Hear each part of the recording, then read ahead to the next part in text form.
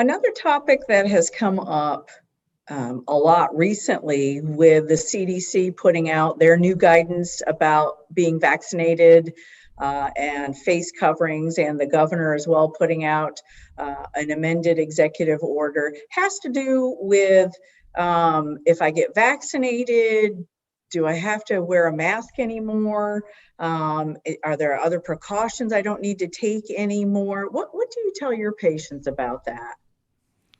So I start off by saying that much like everything else during this pandemic, it's a complex answer for a very simple question. Do I need to wear a mask? Sometimes. After vaccination, we are protected against infection for the most part. There's still a small percentage chance that you can get infected, even when you're fully vaccinated.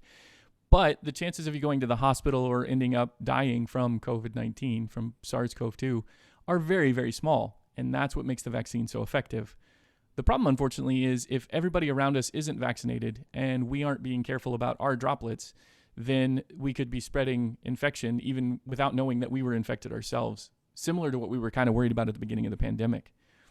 So one of the big things that we've got to be careful of is protecting everybody else around us. And I've been saying from the very beginning of this whole process, the masks we wear are not for us. Unless you're wearing an N95 that is appropriately fitted and fit tested, or a PAPR or some other self-contained air breathing system, you are not getting a benefit from that mask that is massive like it would be compared to the benefit that the people around you are getting from you. When you wear a mask, your drops don't go much farther than the mask. Oh, as I hit my microphone. And if they're not going any farther than the mask, they're not going to make it to other people.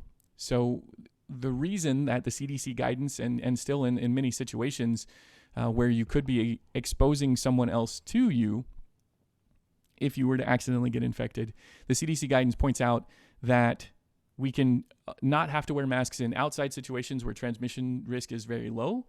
But for folks in healthcare situations, if you're visiting the doctor, going to the hospital, going to the health department, if you are in a situation where you're going to be near somebody who is at risk, somebody who hasn't been fully vaccinated, somebody who hasn't had good immune system response for whatever reason, disease processes or medications, if you're going to be near those folks, you wearing a mask is protecting that person. It's a belt and suspenders approach. It's to make sure that we keep everybody around us safe. And I'm so glad you brought up the piece about there are times when you really do need to wear your mask, regardless of if you're vaccinated or not.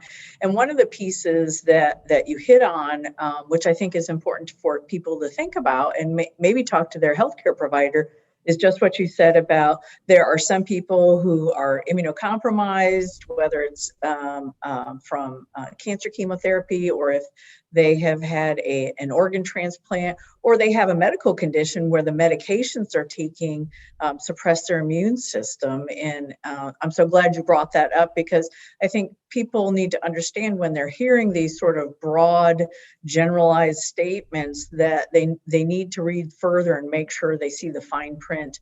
And if they have questions about their own situation, to talk to their doctor, talk to people like you who can help guide them into what's going to keep them safe and what's going to keep the people around them safe. Absolutely. It's always good to look past the blurb, past the headline, past the soundbite, and see what really is being said, because it is always going to be more complex than what it looks like on the surface.